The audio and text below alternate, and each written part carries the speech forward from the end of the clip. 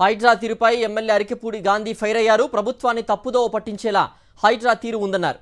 చెరువులు కబ్జా చేయకుండా అభివృద్ధి చేయాలనేది సీఎం ఆలోచన అని చెప్పారు గాంధీ. కానీ హైడ్రా అధికారులు విరుద్ధంగా వ్యవహరిస్తున్నారని మండిపడ్డారు.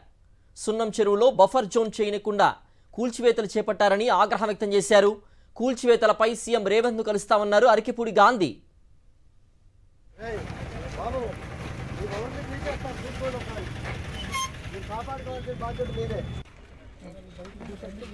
పుడుస్తున్న లైవ్ చూపించా, చెరువు పుడుస్తున్నది.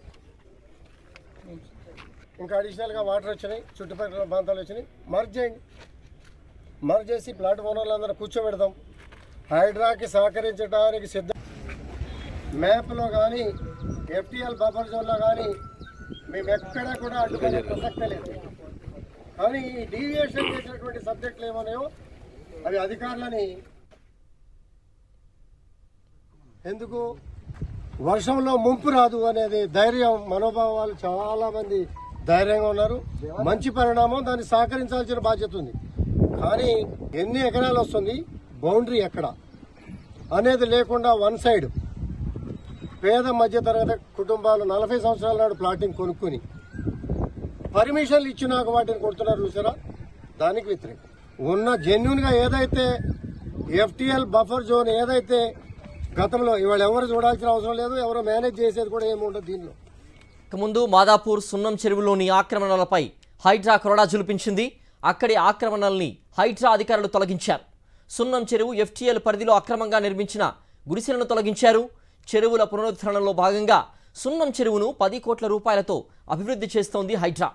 ఇందులో భాగంగా చెరువు సమీపంలో అక్రమంగా వేసిన బోరు మోటార్లను తొలగించింది.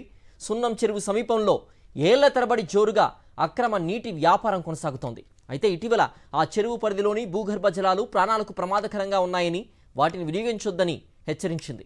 ఈ క్రమంలోనే సున్నం చెరువులో అక్రమాలని తొలగించారు హైడ్రా అధికారులు. దీనిపై హైడ్రా అధికారులకు స్థానికులకు మధ్య వాగ్వాదం నెలకొంది.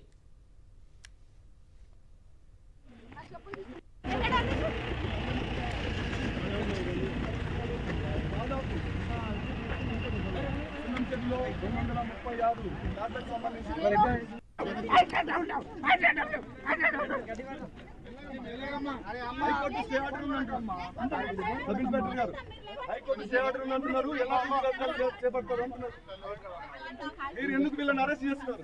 మీరు ఎందుకు వీళ్ళని అరెస్ట్ చేస్తున్నారు చెప్పండి. మీరు ఎందుకు వీళ్ళని